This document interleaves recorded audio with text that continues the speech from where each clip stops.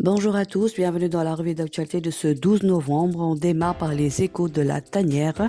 Krépin Diatta de retour en sélection après plusieurs mois de suspension. S'est présenté en conférence de presse ce lundi. Retrouvez l'essentiel de son intervention dans votre quotidien Wii Sport de ce jour.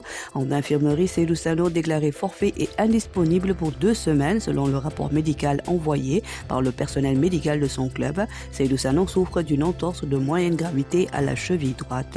Ismaël Jacob forfait aussi pour le rassemblement des Lions. Sorti à la pause lors de la victoire contre Samsun Sport ce dimanche, le latéral gauche sénégalais de Galatasaray, Ismaël Jacobs, souffrirait d'une blessure au tendon d'Achille. Il doit passer une IRM et ne rejoindra pas le rassemblement des Lions, nous informe-t-on. Beach soccer, le Sénégal a célébré hier lundi les exploits de son équipe nationale de beach soccer lors d'une cérémonie organisée en leur honneur.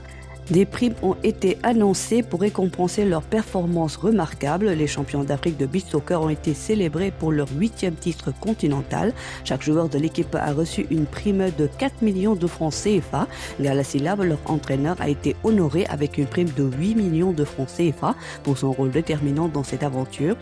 De même qu'elle est champion des moins de 17 ans de la zone A de l'UFOA A, chaque joueur a reçu une prime de 1 million de francs CFA. L'entraîneur Pape Ibrahim Faye, quant à lui, a reçu une prime de 2 millions de francs CFA. Et MMA, pour finir, le défie ouvertement le champion de la PFL Francis Ngannou, alors qu'il vient tout juste d'être sacré champion du monde des lourds en One Championship. Après avoir battu Anatoly Malykhin, le en veut encore plus.